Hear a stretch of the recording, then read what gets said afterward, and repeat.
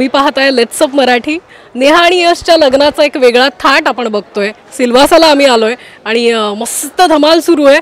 Sankarshan enjoy करतोयस तू? कारण धमाकेदार म्हणजे मजा येते. ज्या विषयावरती ही मालिका होती की नेहा आणि यशचं प्रेम आणि त्याच्यानंतरचं हे लग्न, मुळात सिंगल मदर हा विषय होता की आधीच एका मुलीची आई असलेली ही नेहा ती प्रेमात पडल्यानंतर ते नवीन नातं आधीचं नातं सांभाळून कसं फुलणार आहे ही ती गोष्ट होती. आणि मला असं वाटतं की निर्मात्यांना, लेखकांना, कलाकारांना, चॅनलला आत्तापर्यंत ही या मालिकेचा विषय जपत इथपर्यंत येण्यात यश आलेलं आहे. म्हणून हा आता लग्नाचा थाट आम्ही घातलेला आहे आणि लग्नाचा घाट घातला आहे आणि खूप छान आहे. कारण शेवटी मालिकेमध्ये लग्न म्हणजे एक वेगळी धमाल असते की नाही, तुला तर माहिती आहे. कितवं लग्न मालिकेतलं? मला वाटतं एक पाचवं लग्न. प्रो हो, कारण ह्याच्यामध्ये किती वेळ जाऊ शकतो, किती वेळ लागू शकतो, किती छान होऊ शकतं.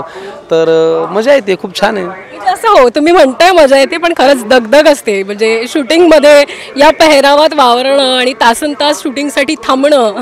हो, खरं तर आहेच की. आता तुलाही ते माहिती 12 वाजलेले आहेत, पण आम्ही या पेहरावात सकाळी 7 पासून तयार आहेत. म्हणजे काल रात्री 1-1.5 वाजता पोहोचलोय, झोप कमी झाली आहे. पण ठीक आहे, प्रेक्षकांना ते लग्न छान छान दिसावं म्हणून आम्ही सगळे आहा किती छान हे आत्ताच घडतंय असं जरा, पण त्याची एक वेगळी मजा आहे आणि छान सगळी टीम त्याला कॉपरेट करते, त्याच्यामुळे उत्तम होतं आहे. जे या मालिकेचे फॉलोअर्स आहेत, प्रेक्षक आहेत, त्यांना इतकी उत्सुकता लागली होती या लग्नाची, या लग्न सोहळ्याची. त्यामुळे लग्न सोहळ्याचे विविध कार्यक्रम ते टेलिव्हिजनच्या माध्यमातून अटेंड करतील. तर त्या या प्रेक्षकांना काय सांगावं असं वाटतं या निमित्ताने की फायनली तुम्हाला आता या मालिकेमध्ये ते सगळं पाहायला मिळणार आहे जे एक लग्न होताना होतं. म्हणजे जरी सुद्धा नेहा आणि यशची आधीपासून ओळख असली, प्रेम असलं, तरी सुद्धा या मालिकेत दाखवण्याचा कार्यक्रम झाला आहे. समीरने अचानक बाजू बदलली आणि तो आता मुलीचा भाऊ झालेला आहे. त्याच्यामुळे त्याने मुलाची उलट तपासणी पण केलेली आहे. तर कांद्या पोह्याचा कार्यक्रम झालेला आहे. त्याच्यानंतर हळद झाली, मेहंदी झाली. त्याच्यामध्ये जरा आम्ही वेगळं अगदी छान वेषांतर करून जरा धमालसुद्धा केली, हेही आपल्याला पाहायला मिळेल. आणि आता रीतसर लग्न आज पार पडणार आहे. आता हे 2-3 दिवस तुम्ही सिल्वासामध्ये आहात, तर लग्न एन्जॉय करा आणि जेवल्याशिवाय जाऊ नका.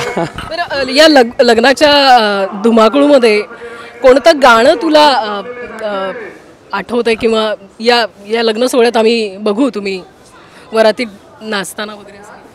कुठलं गाणं? कर मेरे यार की शादी है है ना, मेरे यार की शादी है. किंवा तेही आहे आपलं छोटे छोटे भाइयों के बड़े भैया आज बनेंगे किसी के सैया. कारण ते खूप आपल्या सगळ्यांच्या डोक्यामध्ये फिट बसलेली गाणी आहेत. लग्न म्हणलं की ही गाणी आपोआप वाजायला लागतात. तर मला वाटतं ही गाणी आहेत आणि खूप गाणी आहेत ज्याची मजा आहे. पण लग्नाचं शूटिंग म्हटलं तर तुम्ही उत्सुक असता का की अरे आता लग्नाचं शूटिंग आहे, तासन तास उभं राहायचंय?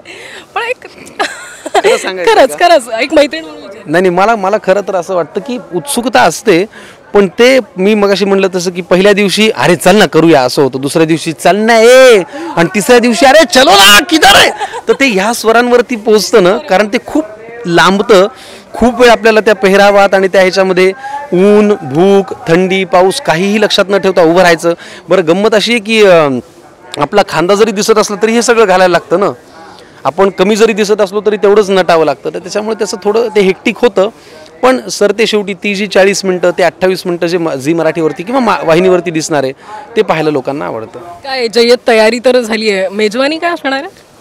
कधी मिळणार आहे आम्हाला जेवायला? म्हणजे आपण कधी जेवणार? आपण तर कधीही जेवू शकतो, पण मला असं वाटतं की मेजवानी काय ते अजून आम्हाला नाही, आता म्हणजे काय बेत केलाय ते अजून आम्हाला अंदाज नाही आलाय. पण छान असेल काहीतरी. रसगुल्ला असेल, रस अंगुरी असेल, मलाई चाप असेल, मलाई सँडविच असेल, गाजराचा हलवा असेल. सगळ्या मुलाखती संपवतो आणि त्याच्यावर ताव मारूयात, है ना? लेट्स अप मराठीच्या सगळ्या व्ह्युअर्सना आणि अर्थात तुला आणि आमच्या कॅमेरामॅनला सुद्धा खूप मनापासून तुमचं स्वागत. आणि हे लग्न एन्जॉय करा, जेवल्याशिवाय कोणी जाऊ नका. थँक्यू.